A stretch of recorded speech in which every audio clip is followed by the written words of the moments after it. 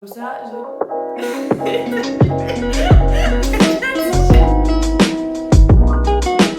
Hey! Ok, donc aujourd'hui on se retrouve avec Loane. Elle va nous présenter sa formation. Donc tu es en DUT, GEA, gestion des entreprises et des administrations. C'est vrai que je savais jamais ce que c'était le E. Et voilà. Maintenant tu le sais. Du coup, c'est parti pour les questions. Quel bac as-tu? Alors, j'ai un bac ES, comme tu le sais, et avec l'option mathématiques. Ouais. Voilà. C'est vrai que t'avais fait option maths. Exactement. Mais on s'était fait déboîter au bac. Aidé ou pas du coup pour ta formation? Oui, ça m'a aidé pour les mathématiques parce qu'en fait en GEA tu as plusieurs types de mathématiques et notamment pour les mathématiques pour la gestion je crois, et ben il y avait des matrices et du coup quand elle a commencé à parler de matrices il y en avait plein qui étaient largués. Du coup, en faisant spé maths ça a aidé, enfin tu connaissais ce que c'était déjà la matrice etc. Ouais. Et moi c'est là où je m'en suis sortie à mon partiel d'ailleurs. Par rapport à ta formation, est-ce que tu peux nous la décrire en 3 mots? S'il y a 3 mots qui te viennent pour décrire GEA. Alors, je dirais GE amour, GE alcoolique et GE army. Malheur! Voilà, c'est dédicace au BDE de Montpellier. Ok. Voilà, non vraiment c'est tous les hashtags qu'on utilise avec GEA à chaque fois et c'est les 3 hashtags qu'on a décidé les plus, on va dire, les plus populaires on va dire de GEA, et vraiment je trouve ça décrit très bien l'ambiance et GEA en même temps. Tu peux nous lister plutôt tes matières? Alors, les matières, au semestre 1, donc déjà il y a 2 UE, c'est pareil que tous les IUT, il y a 2 UE avec, enfin c'est des blocs de matières. Donc, ouais, c'est comme si t'avais 2 matières. Non, c'est comme si t'avais 2 moyennes et ils font la moyenne des 2 voilà, moyennes. c'est ça, pareil, c'est 8 de moyenne minimum. Ouais, pour passer et tout. Pour passer. Donc du coup, j'avais au premier semestre, j'avais communication, marketing, maths pour la gestion et maths statistiques. Ouais. J'avais de la psychologie, j'avais du management, de la compta qui est assez présente en GEA. La compta, je vous préviens, c'est au moins 4 heures par semaine. Voilà, donc si vous aimez les chiffres, eh ben, régalez-vous. Ensuite, en semestre 2, ça change, il y a les coefficients qui changent, j'ai oublié, on a du droit aussi, on a introduction au droit. Ouais. Ça après c'est un peu... Mais t'as pas que PPP, j'ai oublié. Négo. J'ai T'as pas PPP, Négo, toi. j'ai PPP, mais du coup on a aussi des jeux, on a le projet Voltaire aussi. Ah oui, c'est vrai que ça c'est au niveau de l'orthographe, c'est-à-dire que c'est un... comment dire, c'est sur internet en fait, c'est pour améliorer votre français et ça fait une note, nous c'était coef 1 personnellement. Et ensuite vous avez donc le PPP qui est un peu pareil que tout le monde, sauf que moi par rapport à toi je pense que c'est différent. Nous le PPP c'est vraiment en fait c'est pour votre deuxième année en GEA, vous devez trouver un projet innovant, donc Ah oui, c'est vrai. quelque chose d'innovant qui n'a jamais été créé. Et en fait, vous devez faire comme si vous lanciez votre start-up. Mais en GEA, là, en deuxième année, on peut choisir 3 options après. Donc soit GRH, soit GMO, soit GCF, c'est comptable. Et du coup, avec ces trois options, bah, les élèves ils sont redistribués dans les options. Classes pour la deuxième Du année. coup, vous faites au semestre 2, donc ça change. Il y a des nouvelles matières qui rentrent. Il y a donc à Montpellier, il y a AFH. AFH, c'est pour les initiales du prof qui le fait. En fait, ça c'est une matière où il va vous expliquer. En fait, c'est plus des tests de logique. C'est de la réflexion, etc. Et du coup, il faut faire hyper attention aux nouvelles matières qui rentrent parce que du coup, forcément, il y en a, ça va vous changer. Au niveau du droit, ça va être du droit des affaires. Ensuite, vous avez la RH qui rentre. Vous avez introduction, c'est quoi? C'est institutions françaises et européennes. Ça pareil, c'est coef 1, c'est que des amphis. C'est vrai que les élèves, la plupart du temps, franchement pour les coef 1, moi je les ai vus, ils ont pas hyper révisé, genre vraiment. Ouais. Moi je trouve que ça peut quand même faire quelque chose un coef 1. Ah oui, j'ai oublié de dire aussi, dans toute l'année, vous avez de l'informatique. Donc ça c'est impératif, l'informatique. Ouais. On vous forme sur Excel, pour les sites HTML, pour faire vos sites. T'as créé ton site internet cette année? Ouais, moi j'ai créé mon site internet, voilà, c'est cool, franchement, ça c'était assez, la partie créative c'est assez cool. Et pareil, vous avez votre PPP encore qui rentre en compte.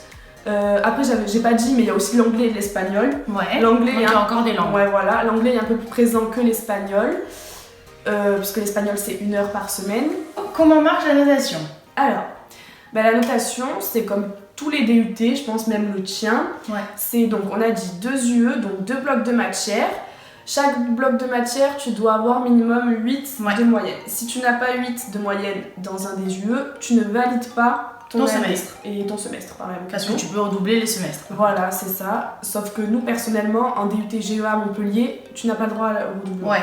Tu n'as pas le droit au redoublement, il ne fait pas redoubler, il faudra que tu redoubles dans un autre, mais à Béziers, dans un autre établissement. Donc venez redoubler chez nous. Une fois que vous avez les moyennes de vos 2 semestres, et vous les additionnez et la moyenne de ce semestre, elle validera votre DUT ou pas, clairement. Par contre, par exemple, si à un semestre, vous avez 8 de moyenne générale, les 2 UE confondus, ça vous donne 8, vous pouvez faire le deuxième semestre, mais il faudra que vous ayez 12 c'est ça. pour valider l'année. Faut compenser avec le semestre 2. Ouais. Après, par contre, en deuxième année de GEA, pour valider votre DUT, nous, personnellement, il est impératif que tu fasses un stage et que ce stage soit validé. Si tu n'as pas ce stage, tu ne valides pas ton DUT GEA. Et c'est pour ça que c'est hyper important, parce que ce stage, ça fait quand même, je crois, 2 mois, c'est ça, c'est mi-mars, fin juin, donc c'est assez important. Et pour les partiels, sinon Pour les partiels, alors nous, personnellement, à Montpellier, le contrôle continu, moi je trouve qu'il est assez important quand même. Ouais, il est respecté chez nous. C'est très respecté, et avec du coup certaines matières, par exemple en droit, on sait que c'est 50-50 avec la moyenne du TD et la moyenne du partiel. Mais ça arrivait que dans d'autres matières, on ait un peu plus les contrôles. En anglais, vu qu'on en a fait beaucoup, en anglais ça a beaucoup plus compté que le partiel. Elle a quand même mis COEF 2, mais le partiel, le contrôle continu, il est hyper, vraiment nous, il est vraiment respecté. Mais c'est bien, parce que c'est pas le cas partout, mais c'est vrai que c'est le but du DUT. Le but, c'est que ce soit du contrôle continu et pas que les partiels qui vous plombent. C'est vrai que moi, quand tu me dis que toi t'as plus de partiels, etc., moi je sais pas comment je ferais si je n'avais pas le contrôle continu. Parce que moi, je sais les moyennes que j'ai eu à les partiels. Oh oui. Et genre, sincèrement, c'est sur la participation. Ah oui, en maths, c'est génial. En maths, on a de la participation. Que toi. Mais la participation, ça m'a sauvée, mais toute mon année, on dirait un peu comme ça. Mais genre, vraiment, c'est un truc de fou. Moi, je sais qu'en maths, j'avais pris 5 au partiel et je prends 15 en participation et boum, ça fait 10. Comme ça. Comme ça, tu te lavais les mains, moi. Nos DUT sont quand même vachement similaires, et c'est pour ça que je trouvais ça en plus intéressant. Que moi j'ai fait ma vidéo et qu'on fasse avec toi, parce que il y a des similitudes mais il y a des différences. Genre en gros, dans toutes les deux, on aura les mêmes portes ouvertes, on pourra faire du commerce, du marketing, de la pub, RH, tout ce qu'on veut.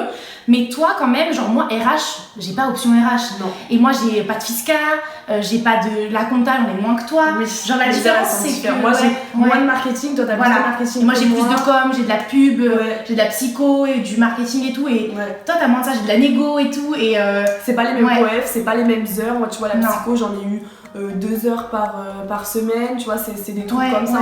En fait, en général, tu touches à tout. Et toi, c'est plus le côté administratif en fait. En fait, c'est gestion des entreprises, administration, c'est ça, c'est clairement genre, mais au final, c'est toujours du commerce. Si vous voulez faire du commerce, les deux marchent. Après, je pense au niveau des personnalités, si vous aimez plus les chiffres, la gestion et tout ça, en fait, c'est toi. Et si vous aimez plus le côté créatif, en gros, de la com, du marketing et tout, etc. c'est plus tech de co. C'est plus tech de co. Après, franchement, oui, mais après, moi je dirais, ça va être sur la sélection. C'est-à-dire que le DUT-TC est largement plus demandé que le DUT-GEA. Ah ouais?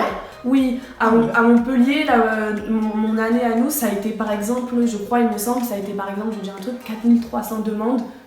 Et alors qu'en GEA, c'était que 3300. Il y a 1000, à chaque fois, il y a 1000 demandes d'écart. Vraiment, à chaque fois. Même cette année, oui, c'est parce que le DUT-GEA, je pense qu'il fait peut-être un peu plus peur, parce qu'il est vraiment genre TC, déjà tu t'orientes un tout petit peu, mais GEA vraiment c'est tellement large, tu touches vraiment à tout. En fait c'est clairement pour lancer ton entreprise, pour lancer ta start-up.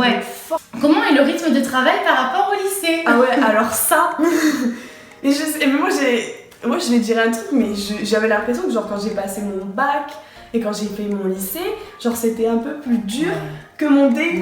Genre, il faut être honnête. Genre, je vais être honnête, sincèrement, le DUT c'est hyper bien parce que tu peux faire vie sociale et vie professionnelle. T'as vraiment entre guillemets. Vraiment entre guillemets. Mais vraiment, tu peux faire, tu peux concilier les deux, il n'y a aucun problème. Vraiment, moi, je... Mais on taffe, hein, comme tout le monde. Le week-end, en fait, c'est genre, je trouve, toi, tu taffes le week-end, beaucoup. Ouais, moi, je taffe en semaine, puisque j'ai mon appart et tout, donc le soir, au lieu de rien faire, là, je taffe.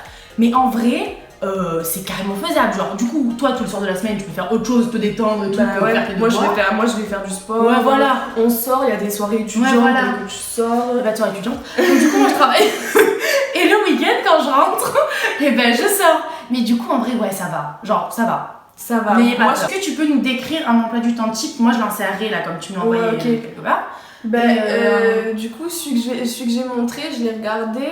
Et du coup, comme j'ai dit, je commence le lundi par exemple, je commence à 10h et je finis à 17h.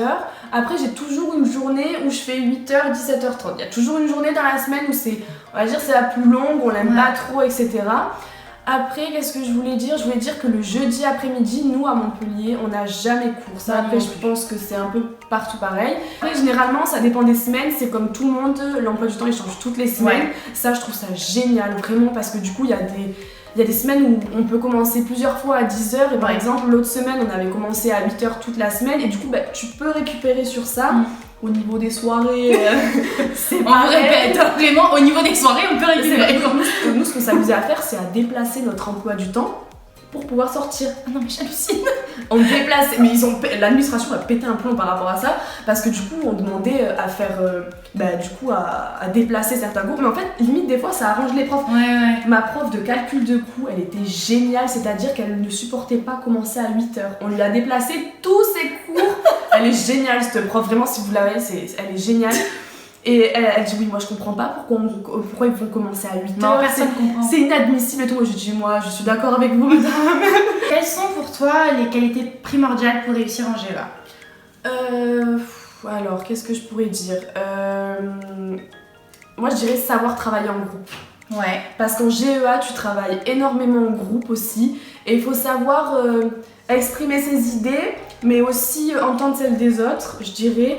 Faut savoir communiquer entre eux parce que je sais que moi dans certains groupes j'ai pu le voir, c'est galère quand on a un qui rame et qui fait pas son taf et que toi tu le fais. Genre moi je sais que je stressais, elle le faisait et tout, j'avais aucun problème avec mon groupe, mais je sais qu'il y a un groupe où genre il y en a un c'était des calvaires vraiment. Et puis ils arrivent à l'oral, donc forcément il y a beaucoup d'oraux aussi, et ils arrivent et puis poum poum poum ils lâchent leur truc comme ça alors qu'en fait ils ont pas fait une quoi, c'est vraiment... En effet c'est vrai que ce qui est bien et pas bien c'est que genre c'est pas forcément au mérite, c'est-à-dire que tu peux avoir des bonnes notes sans avoir rien foutu parce que comme il y a beaucoup de travaux d'oraux et de groupes, si tu es dans un groupe qui marche, mais toi si tu fais rien, nous on va pas s'arrêter de travailler pour toi, du coup tu vas récolter la bonne note, mais c'est vrai que du coup le mérite, on sait pas trop qui mérite les notes quoi.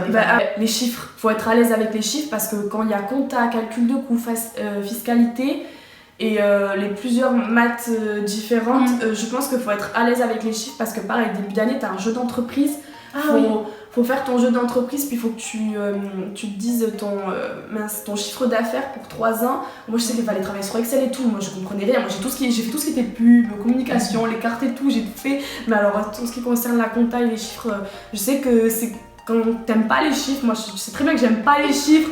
Quand je me suis retrouvée là-bas, j'ai dit oh pétard, j'ai dit qu'est-ce que je fais ici? Danse, tu la décrirais comment toi? Non, Montpellier elle est trop bien l'ambiance. Genre la promo et tout c'est cool. Vraiment la promo elle est cool. Après nous ce qui s'est passé cette année c'est que les TD étaient assez séparés, c'est-à-dire qu'il y avait 4 TD, TDA, A, B, C, D.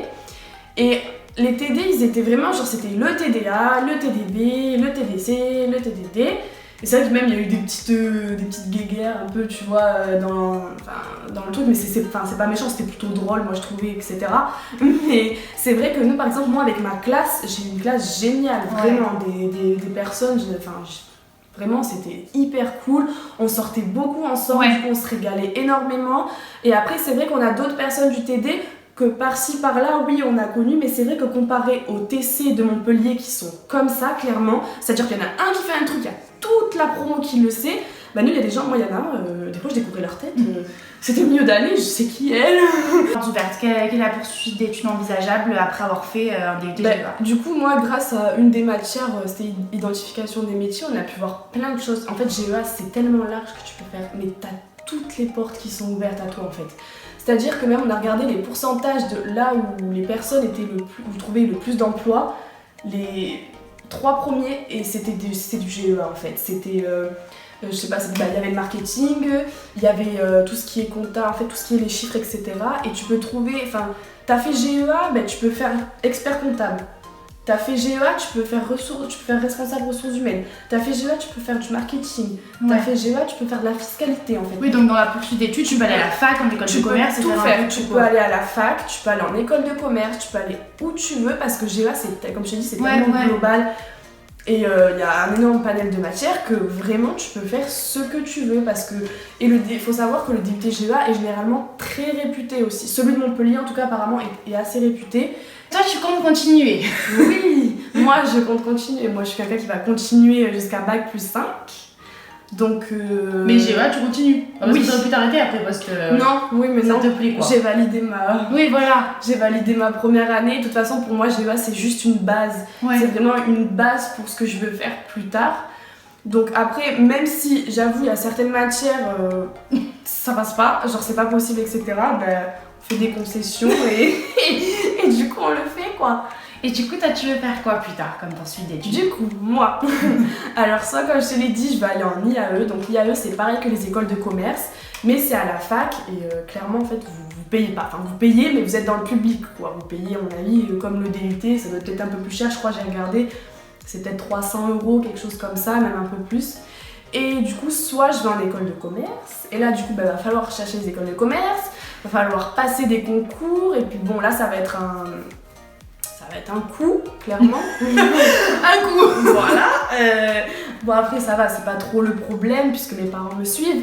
Mais c'est vrai que là je suis en train de réfléchir du coup pour ça. Et après mon but c'est de finir en master, comme tu le sais, donc dans le marketing ou la com. Faut que je réfléchisse encore, voir les deux, il n'y a aucun problème.